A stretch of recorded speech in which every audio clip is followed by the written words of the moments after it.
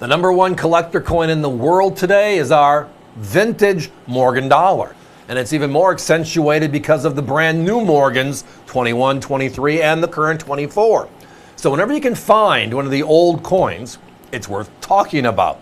But tonight, we not only found a couple of coins to talk about, we found a couple of the real sleepers that we haven't talked about but once earlier this year. So let's have some fun, shall we?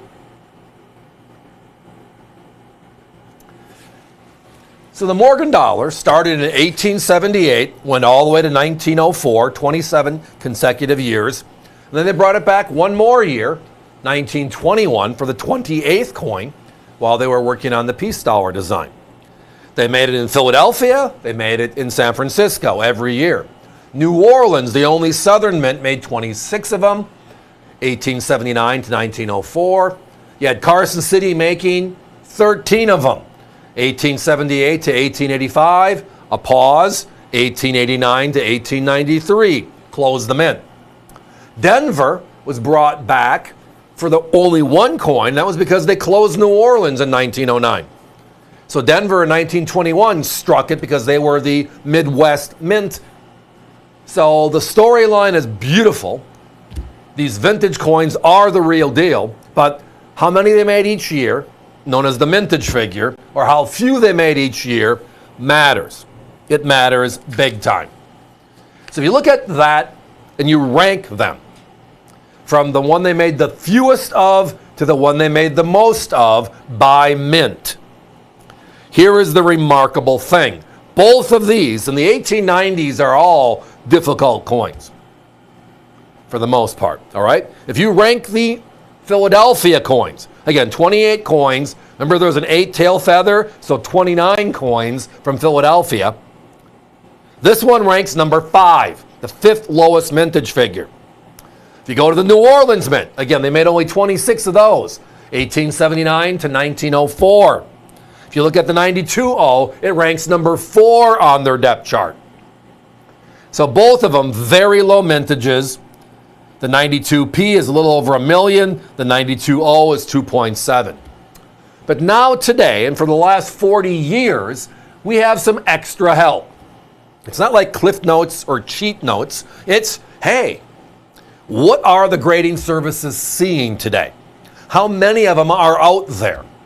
And again, I look at global numbers. This is a backup, because I know these aren't certified, but they give us an indication of why I don't see these at shows, and if you go to shows as well, why you don't either in higher condition.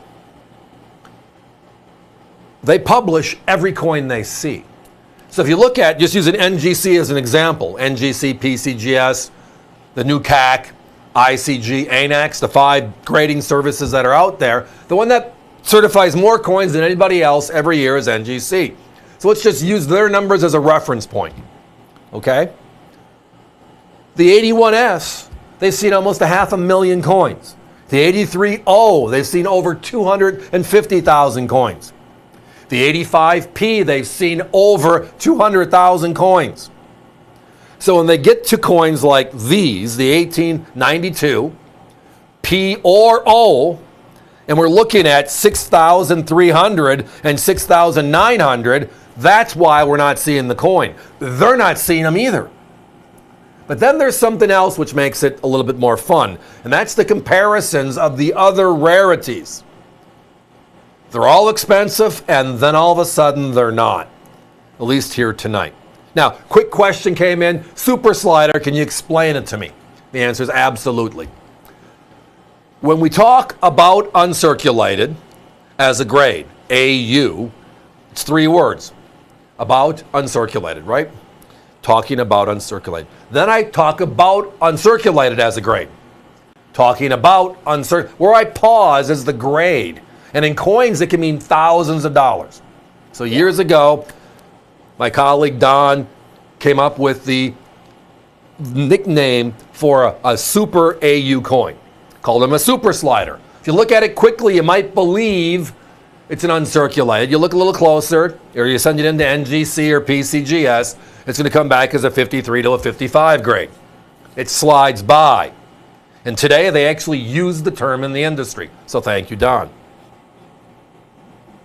So about uncirculated is the grade. We call it a super slider because, again, 3 words where I pause can mean thousands of dollars, and we want nobody to be misled here. In uncirculated condition, these coins are way more money. But let's do our comparison as I was referencing.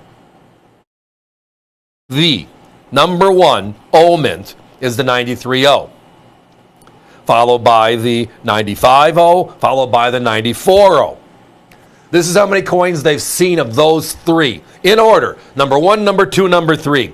4,700, 7,500, 6,800. What was this 92O again? 6,900. Right in the middle. How about the 92 Philadelphia? All right. The rarest Philadelphia is 94P, 4,700. Right? Number 3 is the 93P at 7,000. Well, this is number 5, and it's under that at only 6,300.